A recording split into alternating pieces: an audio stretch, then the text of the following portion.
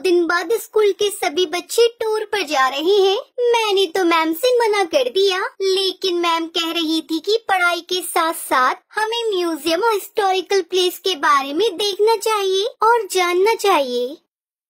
हाँ ठीक ही तो कह रही थी मैडम। अरे हमारी बेटियां किसी भी चीज में पीछे नहीं होनी चाहिए। तुम टूर पे जरूर जाओगी। हाँ बेटा, और मैंने तो तेरे लिए नया यूनिफॉर्म भी सील दिया है, इसलिए तुझे अब चिंता करने की कोई जरूरत नहीं है। Thank you mummy papa. आप जैसे माँ बाप हर किसी को मेरी हर छोटी छोटी ख्वाहिशों को पूरा करने के लिए आप दोनों दिन रात मेहनत करते हैं। वैसे ही मैं जल्दी ही कामयाब होकर आपके हर एक सपने को पूरा करूँगी।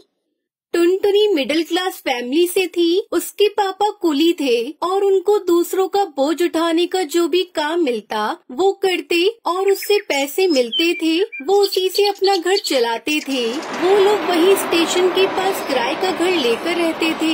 ऐसे ही हंसी खुशी टुनटुनी का परिवार चल रहा था। टुनटुनी के पिता टुन्नू चुड़ा बहुत ही विनम्र और दयालु स्वभाव के पक्षी थे। वो हमेशा दूसरों की मदद किया करते थे।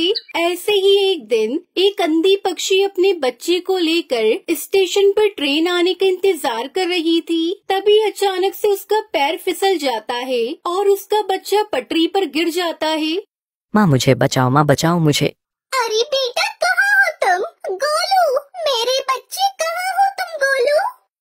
वो अंधी माँ बेबस होकर इधर उधर अपने बच्चे को तलाश रही थी। गोलू ट्रेन की पटरी पर रो रहा था और तभी उधर से तेज रफ्तार से हॉर्न देते हुए ट्रेन आ रही थी। तभी टुन्नू चुड़ा की नजर उस रोती हुई माँ और बच्चे पर जाती है। वो तुरंत ही सामान वहीं रखकर तेज रफ्तार से दौड़ते हुए पटरी पर जाता है और बच्चे को उठाकर स्टेशन पर रख देता है। तभी ट्रेन आ जाती है और टुन्नू चुड़ा अपने साहस भरे जज्बे के साथ उस बच्चे को तो बचा लेता है, लेकिन वो खुद को नहीं बचा पाता और उसकी वहीं मौत हो जाती है। ये खबर जब उसके घर वालों को पता चलती है तो उनके ऊपर मानो जैसे दुखों का पहाड़ टूट पड़ता है। वो लोग फूट फूट कर रोने लगते हैं। माँ पापा हमें छोड़कर कहाँ चले गए? माँ हमारा क्या होगा? माँ कौन मेरी हर इच्छा को पूरी करेगा? अब मुझे कौन पढ़ा लिखा कर अफसर बनाएगा?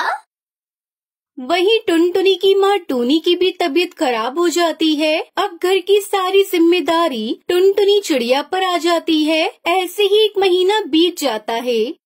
माँ मैंने दाल और रोटी बनाई है, चलो माँ थोड़ा सा खाना खा लो। तुम खा लो बेटी, मुझे भूख नहीं है। माँ अगर आप नहीं खाओगी तो फिर मैं भी नहीं खाऊंगी। थोड़ा सा खा लो ना माँ। आपको इस तरह देखकर पापा को भी अच्छा नहीं लग रहा होगा। प्लीज माँ खा लो। उसके बाद टूनी चिड़िया थोड़ा खाना खाती है। इसी तरह समय बीत रहा था। इस बीच टुनटुनी का 10वीं का रिजल्ट आता है और वो अपने पूरे स्कूल में टॉप करती है। माँ आप तो खुश हो ना? काश आज पापा होते तो वो कितना खुश होते। पर देखना माँ, मैं जल्दी ही आगे की पढ़ाई पूरी करके अपने पापा का नाम रोशन करूँगी।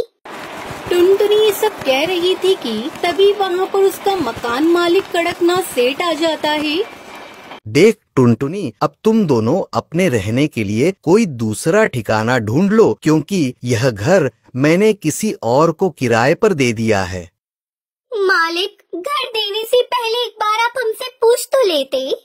यह मेरा घर है और इस घर में किसे रखना है यह मुझे तुमसे पूछने की जरूरत नहीं है। तुम्हारा पति एक अच्छा पक्षी था, इसलिए मैं अभी तक चुप था, लेकिन अब और नहीं। अब तुम दोनों माँ बेटी ये घर खाली कर दो। उसके बाद दोनों माँ बेटी रोते हुए घर से निकल जाती है। माँ अब हम कहाँ जाएंगे माँ?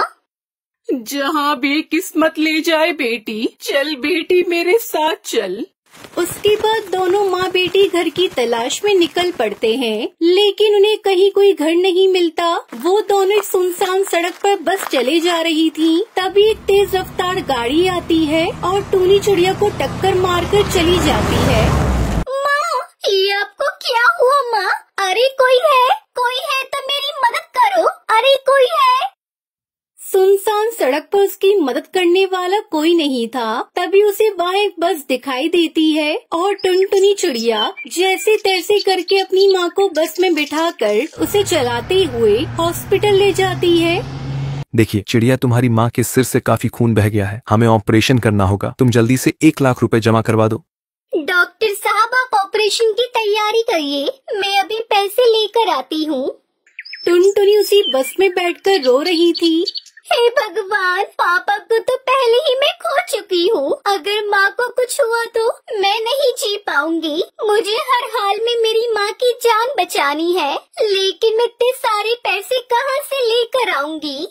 तभी उस बस में से आवाज आती है, परेशान मत हो टुनटुनी चिड़िया, मैं परी लोक से आई हुई हूँ। मैं जादुई बस हूँ और तुम्हारे परिवार वालों की अच्छाई को देखते हुए ही रानी परी ने मुझे तुम्हारी मदद के लिए भेजा है। आज से तुम्हें घबराने की कोई जरूरत नहीं है। ये लो, ये पूरे 1 लाख रुपए हैं। जादुई बस, मैं तुम्हारा ये एहसान कैसे चुका पाऊंगी? थैंक यू बस, तुमने मेरी ऐसी मुश्किल समय में मदद की जब मेरा साथ देने वाला कोई नहीं था। उसके बाद टुनटुनी वो पैसे लेकर अपनी माँ का इलाज करवाती है। कुछ दिनों में उसकी माँ ठीक हो जाती है। फिर जादुई बस टुनटुनी चिड़िया से कहती है, अब तुम दोनों माँ बेटी जल्दी से मेरी बस में जाकर बैठ जाओ, मैं तुम्हें एक चमत्कार दिखाती हूँ। उसके बाद वो बस खुद ब खुद एक बस घर के रूप में बदल जाती है। टुनटुनी, आज से ये घर तुम्हारा है। तुम अब यहाँ अपनी माँ के साथ आराम से इस बस घर में रह सकती हो। और हाँ, तुम्हें इस घर में किसी भी तरह की कोई कमी नहीं होगी। वो सब तो ठीक है जादुई बस, लेकिन ये बस घर तो शहर से काफी दूर है। फिर मैं अपने स्कूल कैसे जाऊंगी? बस इतनी सी बात, मैं हूँ ना, मैं भला किस दिन काम आऊंगी। उस दिन के बाद से टुनटुनी और उसकी माँ जादुई बस घर के साथ हंसी खुशी रहने लगती हैं। उन्हें अब किसी भी चीज की कोई कमी नहीं होती और जादुई बस हर कदम पर टुनटुनी की सहायता करती है।